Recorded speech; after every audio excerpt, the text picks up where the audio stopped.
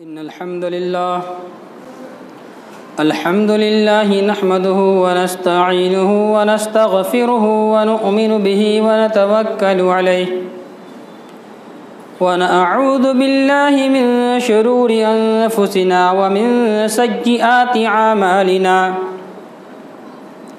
من يهده الله فلا مضل له ومن يضلل فلا هادي له وأشهد أن لا إله إلا الله وحده لا شريك له وأشهد أن محمدًا عبده ورسوله أما بعد فإن أصدق الحديث كتاب الله وأحسن الهدي هدي محمد صلى الله عليه وسلم وشر الأمور محدثاتها وكل محدثة بدعة وكل بدعة ضلالة وكل ضلالة في النار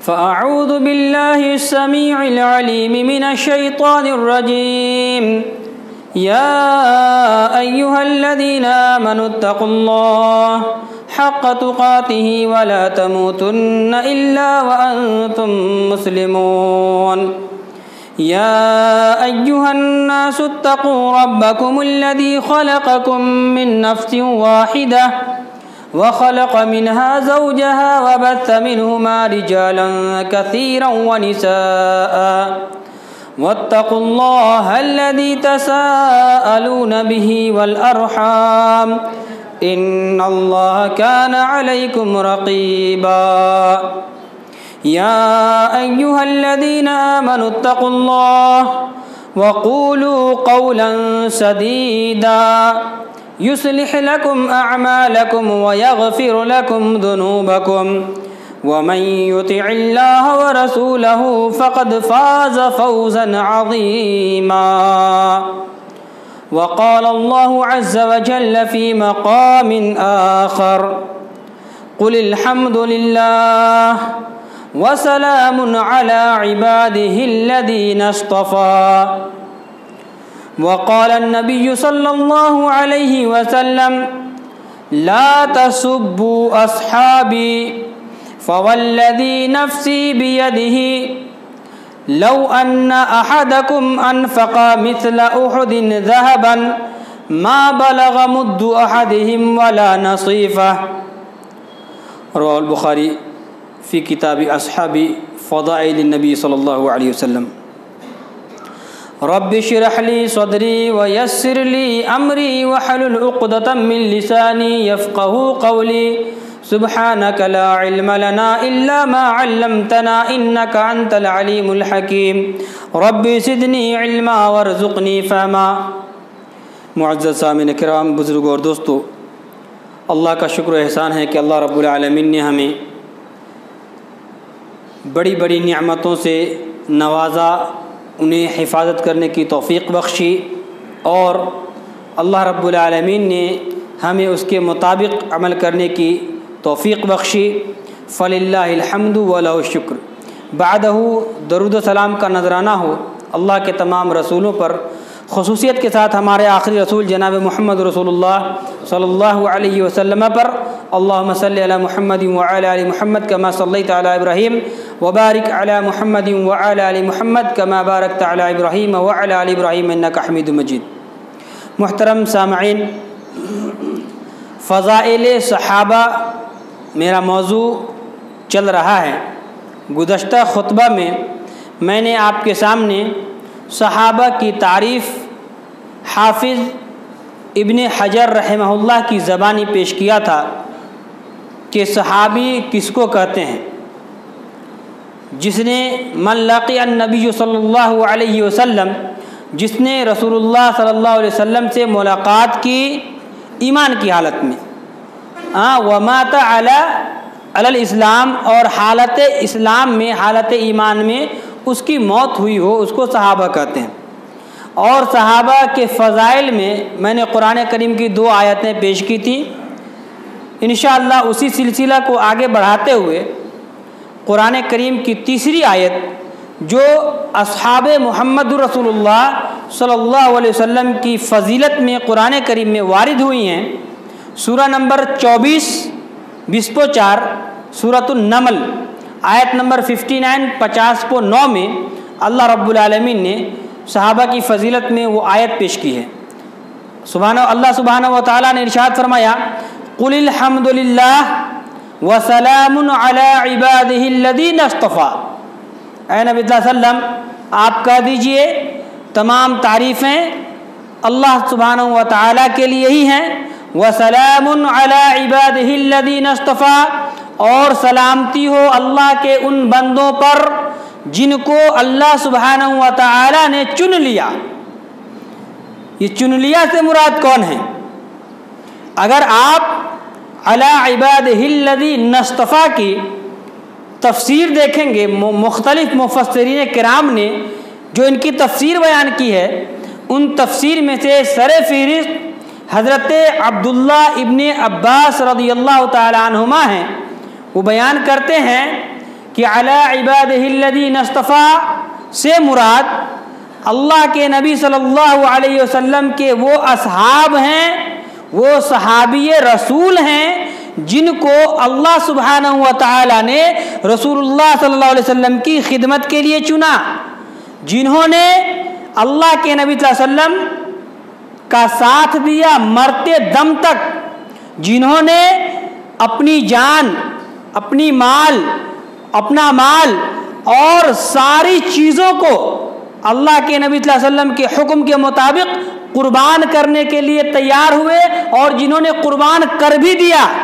تو اس سے مراد اللہ کے نبی صلی اللہ علیہ وسلم کے وہ صحابی رسول ہیں جس کا ذکر اللہ رب العالمین نے قرآن کریم سورۃ النمل میں فرمایا ہے۔ اگر آپ دوسری تفسیر کو دیکھیں گے، علامہ ابن جریر الطبری رحمہ اللہ کی تفسیر دیکھیں گے تو انہوں نے بیان کیا کہ قرآن میں جو اللہ رب العالمین نے ارشاد فرمایا ہے کہ اللہ تبارک و تعالیٰ کی سلامتی ہو اللہ کے ان بندوں پر جن کو اللہ نے چن لیا، ان سے مراد اللہ کے وہ بندے ہیں جن کو اللہ نے اپنے نبی کے لیے چنا، یعنی نبی صلی اللہ علیہ وسلم کا وزیر بنا دیا۔ نبی صلی اللہ علیہ وسلم نبی اور رسالت کے عہدے پر منصب تھے، اس عہدے پر فائق اور فائز تھے، لیکن آپ کے جو وزراء تھے، آپ کے حامی تھے، ہر قدم پہ آپ کا ساتھ دینے والے تھے، آپ کے سامنے پہاڑ بن کر اور ڈھال بن کر جو کھڑے ہونے والے تھے، یہ کون لوگ تھے؟ یہ آپ کے اصحاب تھے، صحابی رسول تھے، جن کو صحابی کہا جاتا ہے، جنہوں نے حالت ایمان میں اللہ کے نبی سے ملاقات کی اور حالت ایمان میں ان کی موت ہوئی، چاہے آنکھ سے آپ کو دیکھے یا نہ دیکھے، چاہے وہ زندگی میں ایک بار ہی آپ سے ملاقات کی ہو، زبان سے چاہے وہ گونگے رہے ہوں، پیر سے چاہے لنگڑے رہے ہوں، لیکن اگر نبی سے حالت ایمان میں ملاقات کی ہو، حالت ایمان میں مرے ہوں، تو ایسے لوگ سارے کے سارے لوگ صحابی رسول تھے جن کی فضیلت اور جن کا ذکر اللہ رب العالمین نے قرآن کریم میں جگہ بجگہ کیا ہے۔ تو یہ ابن جریر طبری رحمہ اللہ کہتے ہیں۔ اگر آپ ابن عمر رضی اللہ تعالیٰ عنہ کے قول کو دیکھیں گے تو ان کا فرمان ہے کہ لوگوں، اگر تم کو اقتدا کرنا ہے، اگر تم کو پیروی کرنی ہے، اگر تم کو فالو کرنا ہے، اگر تم کو کسی کے نقش قدم پہ چلنا ہے تو رسول اللہ صلی اللہ علیہ وسلم کے ان اصحاب کے نقش قدم پہ چلو جو ابھی ہمارے درمیان نہیں ہیں، جو فوت ہو چکے ہیں۔ یقیناً یہ اللہ کے بڑے نیک بندے تھے، یقیناً یہ اللہ کے بہت ہی متقی بندے تھے، بہترین علم والے، بہترین حلم والے، اللہ کی دین کو پہنچانے والے، اللہ کی نعمتوں کو ان کے بندوں تک چھوڑنے والے، اللہ کے حکموں کو ماننے والے، اللہ کی شریعت پر اپنی جان نچھاور کرنے والے، یہ اللہ کے بندے اصحاب رسول صلی اللہ علیہ وسلم تھے۔ اگر تم کو فالو کرنا ہے، چلنا ہے، بات ماننی ہے تو ان کی بات مانو۔ اور اگر آپ حضرت عبداللہ ابن مسعود رضی اللہ تعالی عنہما اگر ان کی بات کو دیکھیں گے، ان کے قول کو دیکھیں گے تو وہ کہتے ہیں کہ اللہ سبحانہ و تعالیٰ نے، اللہ رب العزت نے دنیا کے اندر جتنے بھی بندے اللہ نے پیدا کیے ہیں، سارے بندوں کے دلوں کو اللہ رب العالمین نے پہلے جھانکا، دیکھا اس کا دل کیسا ہے، اس کا دل کیسا ہے، اس کا دل کیسا ہے۔ جب اللہ رب العالمین نے دنیا کے اندر سارے بندوں کے دلوں کو دیکھا، اللہ تبارک و تعالیٰ کو دنیا کے اندر سب سے بہتر جو دل ملا وہ دل محمد رسول اللہ صلی اللہ علیہ وسلم کا دل تھا۔ جب اللہ رب العالمین نے رسول اللہ کے دل کو دنیا کے سارے دلوں میں سب سے بہتر دل پایا، اللہ رب العالمین نے اس کے دل کو اپنے لیے چن لیا اور اس کو اللہ رب العالمین نے رسالت کا منصب عطا فرمایا، رسول بنا کر دنیا میں بھیجا اور نبی اور رسول کے عہدے سے ان کو ان عہدے پہ فائز کر دیا۔ اس کے بعد جب اللہ تبارک و تعالیٰ نے پھر بندوں کے درمیان دیکھا، اب کون سا بندہ ہے جس کا دل بہتر ہے، اب کون سا بندہ ہے جس کا دل نیک ہے، اب کون سا بندہ ہے جس کا دل اللہ رب العالمین کی جانب مائل ہونے والا دل ہے۔ جب اللہ نے نبی کو اپنے لیے چن لیا، ان کے دل کو بہتر پا لیا، اس کے فوراً بعد اللہ نے جب بندوں کے دلوں کو ٹٹولا اور کھنگالا اور چھانا تو دیکھا کہ اصحاب محمد رسول اللہ کے دل سب سے اچھے اور سب سے بہتر ہیں۔ پہلا دل جو سب سے بہتر ملا وہ اللہ کے نبی کا دل ملا۔ اللہ نے نبی صلی اللہ علیہ وسلم کو چن لیا اپنے لیے اور اسے اپنا رسول اور نبی منتخب کر لیا۔ اس کے بعد جب بندوں کے دلوں کو دیکھا تو اللہ رب العالمین نے اپنے ان کے اصحاب یعنی اصحاب محمد رسول اللہ صلی اللہ علیہ وسلم کے دلوں کو نہایت ہی نفیس اور سب سے بہتر پایا، پاک صاف، اللہ سے ڈرنے والا، متقی اور زاہد دل پایا۔ تو اللہ رب العالمین نے ان صحابہ کے دلوں کو کن کے لیے چنا؟ رسول اللہ صلی اللہ علیہ وسلم کی خدمت کے لیے چنا۔ یہ حضرت عبداللہ ابن مسعود رضی اللہ تعالیٰ عنہ بیان کرتے ہیں کہ اللہ رب العالمین نے صحابی کے دل کو نبی کی خدمت کے لیے چن لیا ہے۔ یہی ہے اور یہی وجہ ہے کہ اللہ رب العالمین نے جو قرآن کریم میں ارشاد فرمایا ہے، سورہ نمبر 48 40:8 آیت نمبر 29 20:9 میں سورۃ الفتح میں اللہ رب العالمین نے فرمایا، محمد الرسول اللہ والذین آمنوا معه اشداء علی الکفار رحماء بینہم۔ محمد صلی اللہ علیہ وسلم اللہ کے رسول ہیں اور جن لوگوں نے اللہ کے رسول پر ایمان لایا، جو لوگ اللہ کی رسالت کو تسلیم کر لیے، جو لوگ اپنی ساری جائیداد کو، ساری اپنی وجود کو اللہ کے نبی پر نچھاور کر دیے، یہ وہ لوگ تھے محمد رسول اللہ والذین آمنوا، جن لوگوں نے نبی پر ایمان لایا۔ کیسے لوگ تھے؟ اشداء علی الکفار، یہ سارے کے سارے مومن لوگ، یہ سارے کے سارے صحابہ کرام، یہ سارے کے سارے نبی کے شہدائی لوگ تھے، نبی سے محبت کرنے والے تھے، جو کافروں کے لیے، مشرکوں کے لیے نہایت ہی شدید اور سخت تھے۔ اشداء علی الکفار، یہ ایک ایمان والے کی علامت ہونی چاہیے، اس کی پہچان ہونی چاہیے، اس کی نشانی ہونی چاہیے کہ جب آپ کے دل میں محمد صلی اللہ علیہ وسلم کا کلمہ ہے، جب آپ کا دل نبی کے کلمے سے مزین ہے، جب آپ صاحب ایمان ہیں اور جب آپ اپنے آپ کو مومن کہتے ہیں تو اس آیت کے مصداق بنیے، صحابہ کرام کے مصداق بنیے کہ وہ لوگ کیسے تھے۔ اشداء علی الکفار، جب بات آ جاتی تھی اسلام کی، جب بات آ جاتی تھی اسلام اور کفر کی، جب بات آ جاتی تھی نبی کی عصمت اور عزت کی، جب بات آ جاتی تھی اللہ کے کلام کی، تو اس وقت اور ایسے سچویشن میں یہ لوگ اپنی گردن کٹانے کے لیے تیار ہو جاتے تھے۔ یہ لوگ تھے صحابہ کرام اشداء علی الکفار، کافروں کے لیے بڑے سخت تھے۔ اس کا مطلب کیا ہے کہ کافر کو جہاں دیکھتے تھے مارتے تھے؟ نہیں، ایسی بات نہیں ہے۔ جب کفار اگر کسی مومن پہ اٹیک کرتا تھا، جب کافر اگر کسی مومن کو تہہ تیغ کرتا تھا، جب کافر اگر کسی ایمان والے سے لڑنے آتا تھا، اور جہاں پر اسلام اور کفر کی لڑائی ہوتی تھی، اسلام اور کفر کا مارکا ہوتا تھا، وہاں تو یہ لوگ اتنے جمے ہوئے تھے اور اتنے سخت تھے کہ سب کو تہہ تیغ کرتے تھے۔ سارے دشمنان اسلام کے لیے بڑے سخت تھے، سب کو تہہ تیغ کرتے تھے۔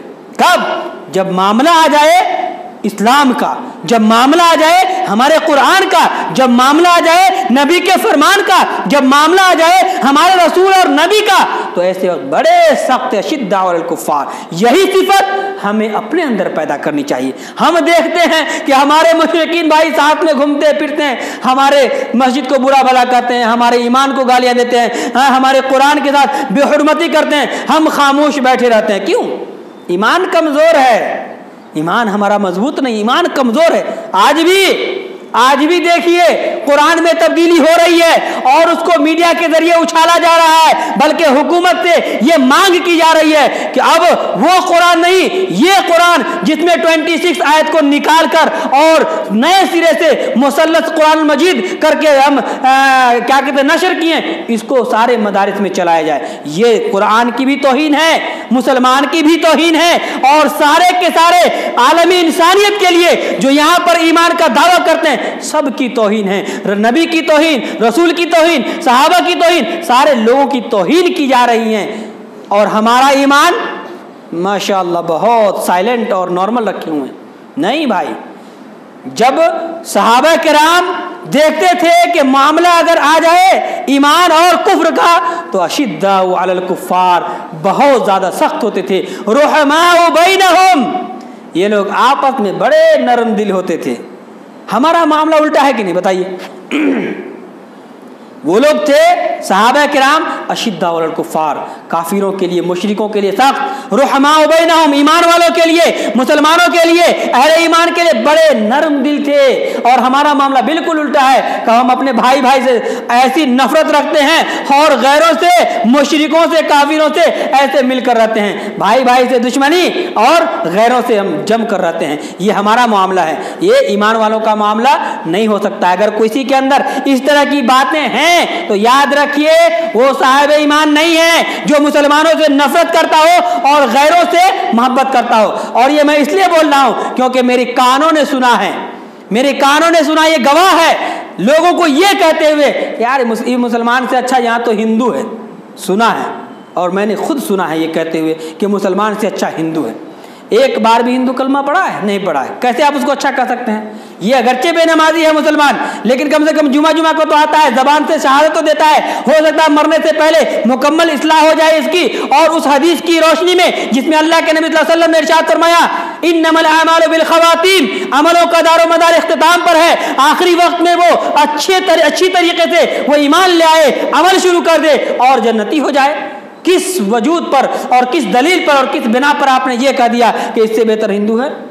لوگ کہتے ہیں یہاں، اور اچھے لوگ، مطلب جاہل لوگ نہیں، اچھے پڑھے لکھے لوگوں نے اس جملہ کو استعمال کیا ہے. تو بہرحال جو صاحب ایمان ہوتے ہیں وہ آپس میں رحم دل ہوتے ہیں. رحماء بینہم، مسلمانوں کے اندر اگر کانٹا چبھ جائے اس کے پیر میں تو ایک مسلمان کا دل کلیجہ دہل جاتا ہے، اس کا دل گھبراتا ہے کہ ہمارے بھائی کیوں پریشان ہیں. اس کی پریشانی کے سولوشن کے لیے، اس کی پریشانی کے کو حل نکالنے کے لیے یہ تڑپتا ہے. کون؟ جو ایمان والے ہوتے ہیں. اور یہ صفت صحابہ کرام کے اندر تھی.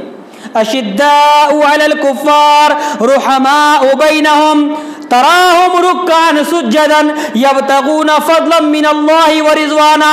اے نبی صلی اللہ علیہ وسلم آپ اپنے ساتھیوں کو دیکھیں گے، آپ صحابہ کرام کو دیکھیں گے جو اللہ والے ہیں، جو اپنے درمیان بہت ہی نرم ہیں، جو مشرکوں کے لیے سخت ہیں. اور آپ دیکھیں گے تراہم رکعا سجدا، یہ ایسے لوگ ہوں گے جو رکوع کرنے والے ہوں گے، سجدے کرنے والے ہوں گے، اللہ سے ڈرنے والے ہوں گے، سجدے میں جا کر اللہ سے رو کر گر گرانے والے ہوں گے، اللہ رب العالمین سے قربت اختیار کرنے والے ہوں گے، رکوع کے ذریعے بھی اور سجدے کے ذریعے بھی. یبتغون فضلا من اللہ ورضوانا، یہ ایسے لوگ ہوں گے جو اللہ رب العالمین کی فضل کو تلاشنے والے ہوں گے، اللہ کی رضا اور خوشنودی کو ڈھونڈنے والے لوگ ہوں گے. کون لوگ ہیں جو اللہ کے فضل کو تلاشتے ہیں؟ اگر یہ چیز ہمارے اندر ہے، آپ کے اندر ہے، تو یقیناً آپ صاحب ایمان ہیں. یقیناً آپ حضرت عبداللہ ابن عمر کے اس قول کے مطابق عمل کر رہے ہیں جس میں انہوں نے کہا تھا کہ اگر تمہیں اقتدا کرنی ہو، پیروی کرنی ہو تو ان اصحاب کی پیروی کرو. کیونکہ یہ لوگ اللہ والے ہیں، دین کو اللہ کے بندوں تک پہنچانے والے ہیں. ان کی ذریت ایسی ذریت ہے جو لوگ دین کو آگے تک پہنچانے والے ہیں. ایمان اس کے دلوں میں رچا بسا ہے. اگر ایسا ہے تو واقعی میں آپ سچے ہیں. तराहुम रुक्कान सुज्जदन यब्तगून फज़लन मिनल्लाहि व रिज़वाना सीमाहुम फी वजूहिहिम मिन अथरि सुजूद। ये लोग ऐसे ऐसे सजदे करने वाले हैं, इतने लंबे लंबे सजदे करने वाले हैं, इतनी कसरत से सजदे करने वाले हैं कि तुम देखोगे सीमाहुम फी वजूहिहिम कि इन लोगों के चेहरों पर मिन असर सुजूद सजदों के आसार नजर आएंगे, आपको सजदों के आसार नजर आएंगे। अगर ये बंदा, अगर ये असहाब किसी भी मोहल्ले में चले जाए तो समझ में आ जाएगा कि लगता है ये असहाबे रसूल हैं, लगता है ये नबी के साथी हैं। क्यों? उनके चेहरे रौनक होंगे, चेहरे मनव्वर होंगे, चेहरे चमकते हुए होंगे, उनके चेहरों पर सजदों के निशान होंगे। साल में हम 12 मरतबा मस्जिद में आके सजदा करते हैं, हमारे चेहरे पे कहाँ से निशान आएंगे? हमारे चेहरे पे रौनक कहाँ से आएगी?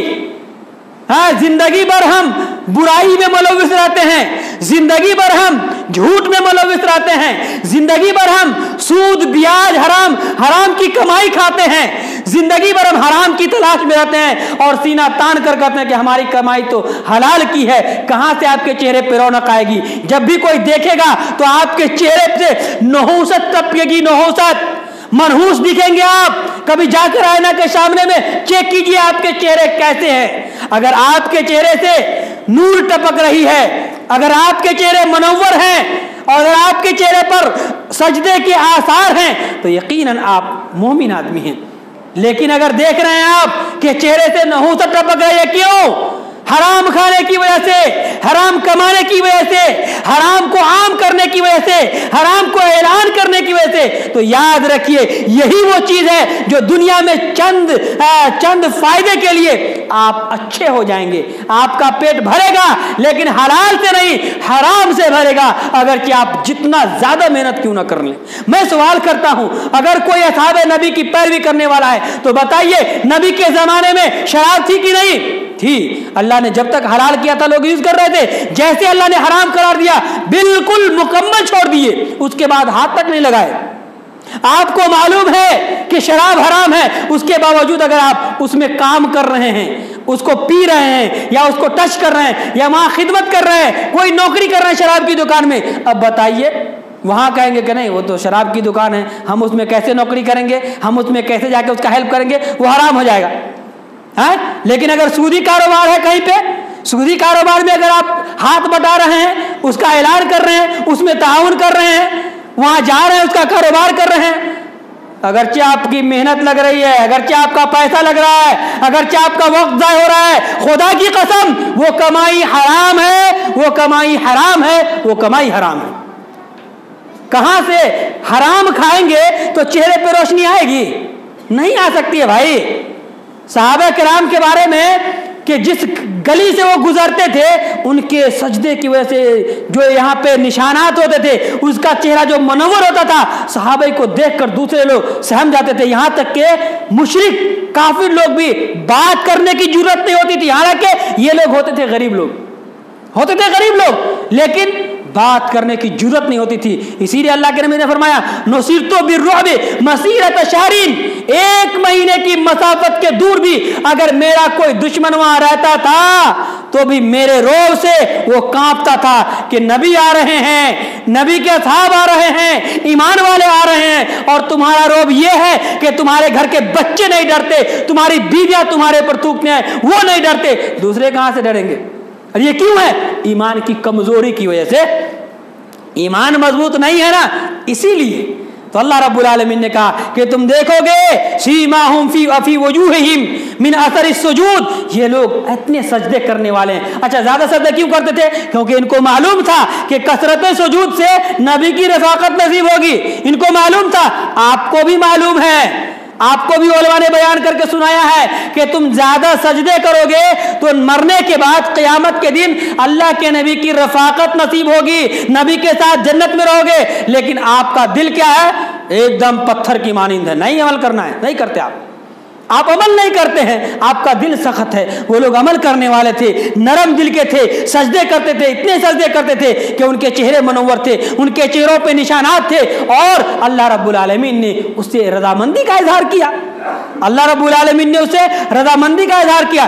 اسی لیے کتاب اصحاب فضائل النبی صلی اللہ علیہ وسلم بخاری شریف میں اللہ کے نبی صلی اللہ علیہ وسلم نے ارشاد فرمایا کہ لوگو لا تسبوا اصحابی، اے لوگو میرے صحابہ کو گالی نہ دیا کرو، لا تسبوا اصحابی، خبردار میرے صحابہ کو کسی نے گالی دی تو خبردار اب میرے صحابہ کو گالی نہ دو۔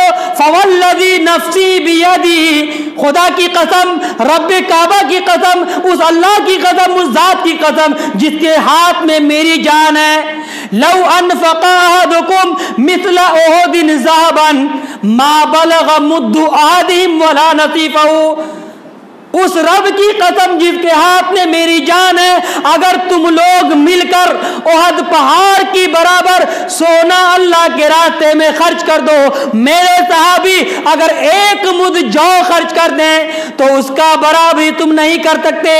ما بلغ مد احدہم ولا نصیفہ، اگر نصف صحابی یہ لوگ جو خرچ کر دیں، تم سارے کے سارے لوگ مل کر یا تم سب لوگ مل کر احد پہاڑ کے مانند سونا خرچ کر دو، اس کا برابری ہے، اس کا مقابلہ نہیں کر سکتے۔ مقابلہ بھی نہیں، اگر میرے اصحاب ایک مٹھی جو، ایک سیر جو اللہ کے راستے میں خرچ کرتے ہیں، تم احد پہاڑ کے مانند سونا خرچ کرتے ہو، تو اس ایک سیر جو کیا کا برابر وہ سونا نہیں ہو سکتا۔ مطلب کیا ہوا؟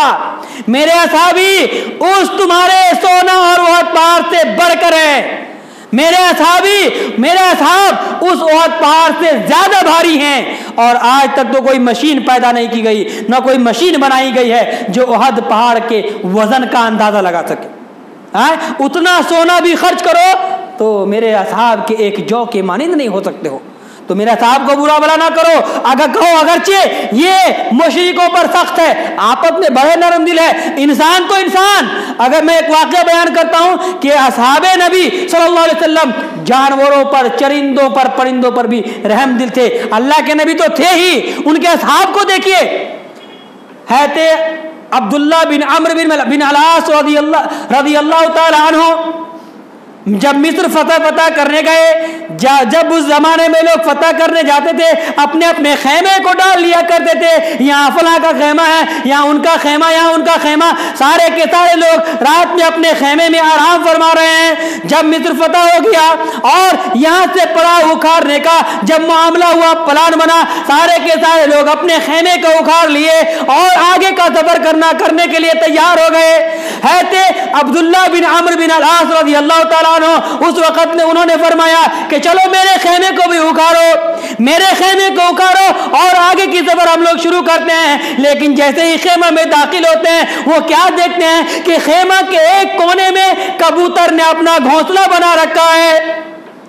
خیمہ ہے جو کپڑے کا تمبو وغیرہ ڈال کے کپڑے کا بناتے ہیں، اس خیمے میں جب گھستے ہیں تو دیکھتے ہیں کہ یار ایک چڑیا ہے، کبوتر ہے، اس کبوتر نے ایک کونے میں خیمہ گھونسلہ بنا رکھا ہے، اور یہ اور تو اور اس گھونسلہ میں انڈا بھی دے دیا تھا، کبوتر نے انڈا بھی اس میں دے رکھا ہے۔ جب ان کے دوست، ان کے ساتھی لوگ آئے اکھاڑنے کے لیے خیمہ، کہا کہ نہیں، چھوڑ دو اس کو، چھوڑ دو اس خیموں کو، یہیں چھوڑ دو۔ کیونکہ یہ کبوتر میرے پڑوسی ہیں، یہ کبوتر میرے پڑوسی ہیں، میں اس میں رہتا تھا، یہ کبوتر میرے ساتھ اس میں گزر بسر کرتی تھی، آج اگر میں نے اس کے گھر کو تباہ کر دیا تو اللہ رب العالمین مجھ سے سوال کرے گا۔ میں نہیں چاہتا ہوں کہ میری وجہ سے کسی چرندے کو، کسی پرندے کو یا اس کے ہونے والے بچے کو میری وجہ سے تکلیف ہو، لہذا اس خیمے کو یہیں گڑے رہنے دو اور چلو ہم آگے کی سفر شروع کرتے ہیں۔ خیمہ کو وہیں چھوڑ دیا، کس کے لیے؟ ایک معمولی پرندہ کے لیے، یعنی وہ پرندہ کو بھی تکلیف دینا گوارا نہیں کیے۔ تو جو اصحاب پرندوں کے لیے اتنے رحم دل ہو سکتے ہیں، وہ عام مسلمانوں کے لیے کتنے رحم دل ہوں گے؟ اس سے صحابہ کرام کے دلوں کا اندازہ لگائیے کہ وہ آپس میں کتنے رحم دل رہے ہوں گے اور پڑوسیوں کا کتنا زیادہ خیال کرتے ہوں گے کہ جو پرندوں کے لیے اتنے رحم دل ہو سکتے ہیں، اندازہ لگائیے غیروں کے لیے، اور غیر کا مطلب اپنے مسلمان بھائیوں کے لیے کتنے زیادہ رحم دل ہوں گے۔ اسی لیے اللہ رب العالمین نے جو کہا ہے کہ رحماء بینہم، وہ نہایت ہی بہت زیادہ اور شدید رحم دل والے تھے ایمان والوں کے لیے، اور جو لوگ چرندوں پہ اتنے رحم دل ہو سکتے ہیں پر دوسرے پہ کتنے زیادہ ہو سکتے ہیں، تو اس کا اندازہ لگا سکتے ہیں۔ اگر آپ حضرت عبداللہ ابن عمر رضی اللہ تعالیٰ عنہ کے بارے میں سنیں گے تو وہ بیان کیا کرتے تھے، وہ کہا کرتے تھے کہ لوگو لا تسبوا اصحاب محمد صلی اللہ علیہ وسلم، کہ لوگو اللہ کے نبی صلی اللہ علیہ وسلم کے اصحاب کو گالی نہ دو یا ان کو برا بھلا نہ کہو، انہی کی بدولت ہم تک اللہ رب العالمین کی شریعت صحیح پہنچی، انہی کی بدولت آج ہماری ذریت تک اللہ کی شریعت صحیح پہنچ رہی ہے، اور انہی کی بدولت آگے اللہ کے نبی صلی اللہ علیہ وسلم کی لائی ہوئی شریعت صحیح پہنچے گی۔ لا تسبوا اصحاب محمد صلی اللہ علیہ وسلم فلا مقام احدکم ساعۃ، خدا کی قسم ان میں سے کسی ایک صحابی کا رسول اللہ صلی اللہ علیہ وسلم کے ساتھ 1 گھنٹہ کھڑا ہونا، کتنا دیر؟ 1 گھنٹہ، فلا مقام آدم ساعتن، 1 گھنٹہ نبی کے ساتھ زندگی گزارنا، خیر من عملکم عمرہ، تمہاری پوری زندگی عمل کرنے سے بہتر ہے۔ اندازہ لگائیے، مسند احمد کی حدیث ہے، صحیح حدیث ہے، علامہ البانی رحمہ اللہ نے اس حدیث کو صحیح کہا ہے، کہا فلا مقام احدہم ساعتن، اللہ کی قسم اگر کوئی اصحاب نبی کے ساتھ 1 گھنٹہ گزر کر لیا ہو، کھڑے ہو گئے ہوں اور ان کے ساتھ گزار لیا ہو، خیر من عملکم عمر ہی، پوری زندگی تم عمل کرتے رہ جاؤ، اس سے بہتر ان کا صرف 1 گھنٹہ نبی کے ساتھ رہنا ہے۔ یہ صحابہ کا مقام ہے، یہ صحابہ کا مقام ہے۔ اور حضرت عبداللہ ابن عباس رضی اللہ تعالیٰ عنہما کہا کرتے تھے لا تسبوا اصحاب محمد صلی اللہ علیہ وسلم، لوگوں اصحاب محمد کو، نبی کے دوستوں کو، نبی کے صحابی کو گالیاں مت دیا کرو، برا بھلا مت کہو، ان کو برے القاب سے مت ملقب کرو، کیوں؟ فلا مقام احدہم ساعتن خیر من عملکم 40 سنتن، اگر انہوں نے 1 گھنٹہ نبی کے ساتھ گزاری ہے اور تم 40 سال عمل کرتے رہ جاؤ، کتنے سال؟ 40 سال، وہ 1 گھنٹہ گزارے نبی کے ساتھ اور تم 40 سال نبی صلی اللہ علیہ وسلم کے ساتھ اپنے عمر کے ساتھ عمل کرتے رہ جاؤ، تو اللہ کے نبی کے وہ صحابی کہتے ہیں خیرن، وہ بہتر ہیں تمہارے 40 سال کے اعمال سے۔ یہ صحابہ کی فضیلت بہتر ہے تمہارے 40 سال کے اعمال سے، یہ صحابہ کی فضیلت، مطلب اللہ رب العالمین نے صحابہ کرام کو چنا، کیوں؟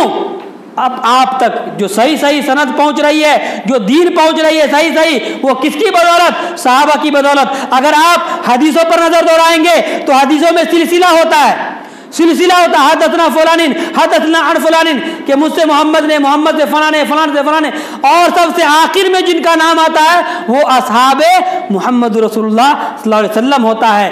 اگر کسی روایت میں کوئی حدیث بیان کرتے ہیں، مثال کے طور پہ انما الاعمال بالنیات، اس میں راوی ہیں، مجھ سے فلاں نے بیان کیا، اس سے فلاں نے، اس سے فلاں نے، اگر اس میں صحابی کا تذکرہ نہ آئے، صحابی کا سلسلہ ختم ہو جائے، وہ حدیث درست نہیں ہوتی، اس میں انقطاع ہو جاتا ہے۔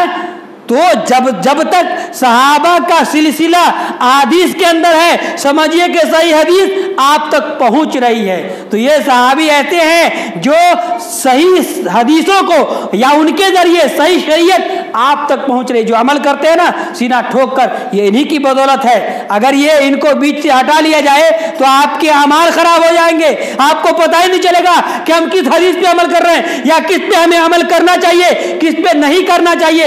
یہ اصحاب نبی صلی اللہ علیہ وسلم ہیں جن کی فضیلتیں قرآن کریم میں اتنی زیادہ وارد ہوئی ہیں۔ آخری حدیث بیان کر کے بعد ختم کر دوں گا۔ مسلم شریف کی حدیث ہے، کتاب و فضائل الصحابۃ النبی صلی اللہ علیہ وسلم، یہ بھی نبی صلی اللہ علیہ وسلم کے فضائل میں سے ہیں۔ اللہ کے نبی صلی اللہ علیہ وسلم ارشاد فرماتے ہیں النجوم امانۃ للسماء فَإِذَا ذَهَبَتِ النُّجُومُ أَتَى اللَّهُ بِمَا تُوعَدُ بِهِ کہ لوگوں یہ جو آسمان میں ستارے ٹمٹماتے نظر آ رہے ہیں، آسمان کے یہ جتنے ستارے نظر آ رہے ہیں، یاد رکھیے النجوم امانۃ للسماء، یہ آسمان کے لیے امانت ہے، آسمان کے لیے امن و امان ہے۔ فَإِذَا ذَهَبَتِ النُّجُومُ، اور یاد رکھیے جب تک یہ ستارے ٹمٹماتے ہوئے نظر آ رہے ہیں یہ آسمان بھی قائم و دائم ہے، لیکن یاد رکھیے جب یہ ستارے جھڑ جائیں گے، جب یہ ستارے ختم ہو جائیں گے، جب یہ ستارے ملیاں میٹ ہو جائیں گے، تو یاد رکھیے أَتَى اللَّهُ بِمَا تُوعَدُ، اللہ رب العالمین وہ دن لائے گا یا وہ وعدہ لائے گا جو وعدہ ان سے کیا گیا ہے۔ یعنی جب تک ستارے نظر آ رہے ہیں یہ آسمان کا وجود ہے، جب ستارے جھڑ جائیں گے، ستارے ختم ہو جائیں گے، تو یاد رکھیے اللہ رب العالمین آسمان کے وجود کو ختم کر دے گا، آسمان بھی ختم ہو جائیں گے، آسمان بھی ملیاں مٹ ہو جائیں گے، آسمان کو چکنا چور کر دیا جائے گا، آسمان کو تہس نہس کر کے توڑ مروڑ دیا جائے گا۔ جب تک یہ آسمان میں ستارے نظر آ رہے ہیں یاد رکھیے کہ آپ کا وجود ہے، دنیا کا وجود ہے، آسمان کا وجود ہے۔ جب یہ ختم ہو جائیں گے اللہ نے وعدہ کیا ہے ان ستاروں سے اور ان آسمان سے کہ جب یہ ختم ہو جائیں گے ستارے، آسمان بھی ختم ہو جائے گا۔ اور اللہ کے نبی نے مثال دیا وَأَنَا أَمَنَةٌ لِّأَصْحَابِي، اور اے لوگوں یاد رکھو میں اپنے اصحاب کے لیے امن و امان ہوں، میں اپنے اصحاب کے لیے امن ہوں، میں اپنے اصحاب کے لیے ایک نشانی ہوں۔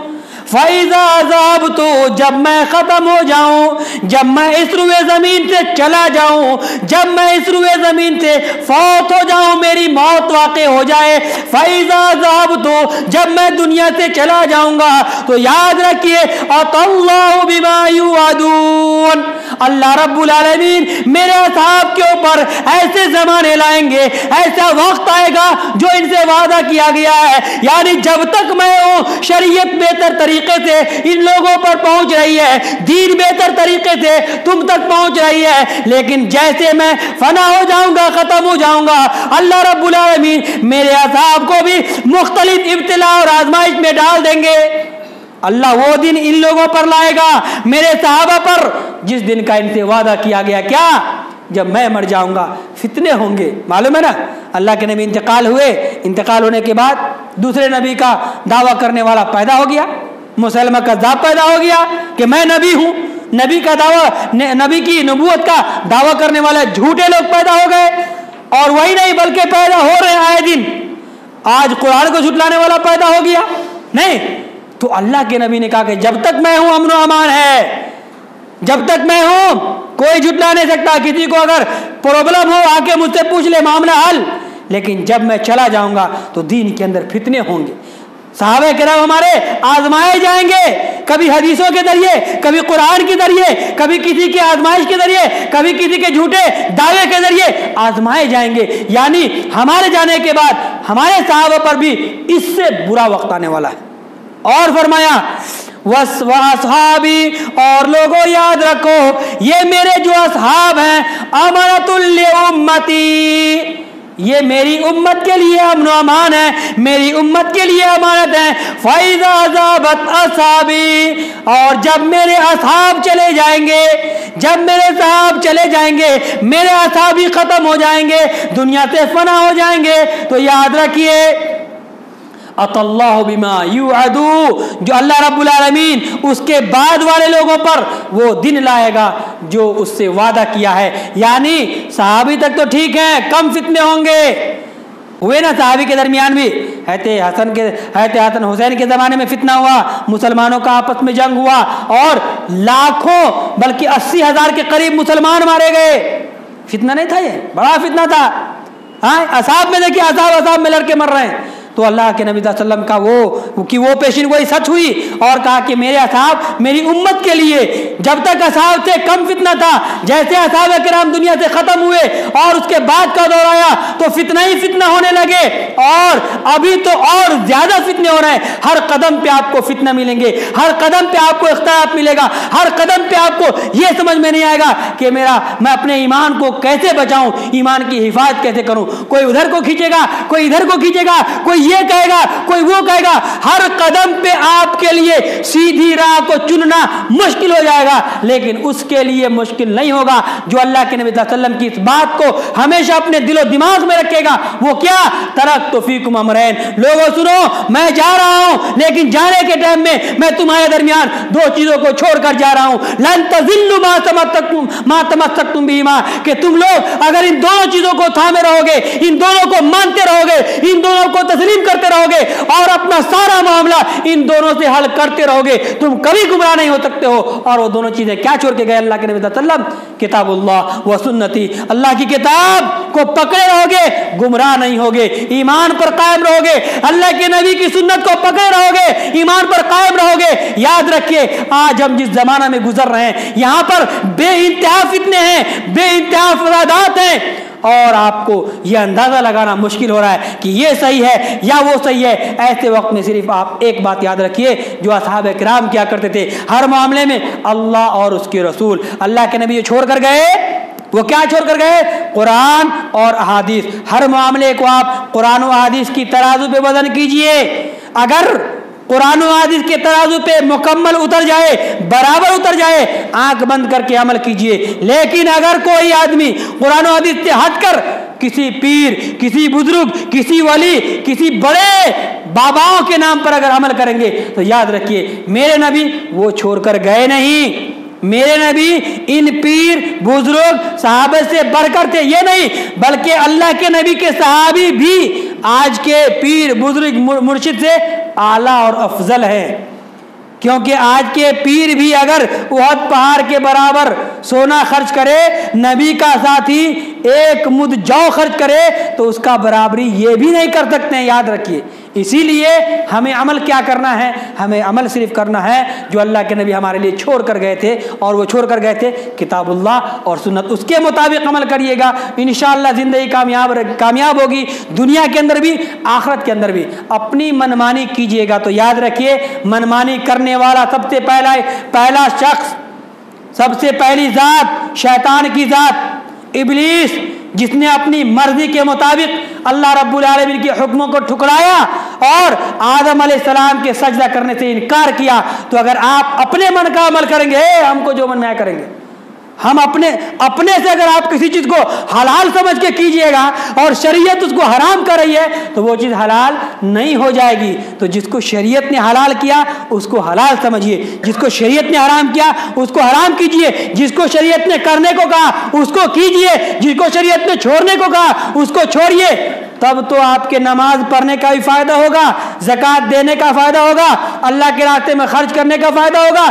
من کی بات سنیں گے اور منمانی کریں گے تو یاد رکھیے شریعت میں منمانی نہیں ہے، اصول ہے، شریعت میں اصول ہے، سمویدھان ہے، اور وہ سمویدھان قرآن اور حدیث ہے۔ اس کے مطابق عمل کریں گے کامیاب ہوں گے، وگرنہ یاد رکھیے زندگی بھر عمل بھی کرتے رہ جائیں گے، کامیابی نہیں ہو سکتی ہے۔ اسی لیے سچے راستے پر چلیے، صحیح راستے پر چلیے، قرآن و حدیث کے مطابق چلیے، اور یقین رکھیے کہ اللہ رب العالمین آپ کو بھی صحابہ کرام کی طرح انشاءاللہ جنت میں داخل فرمائے گا۔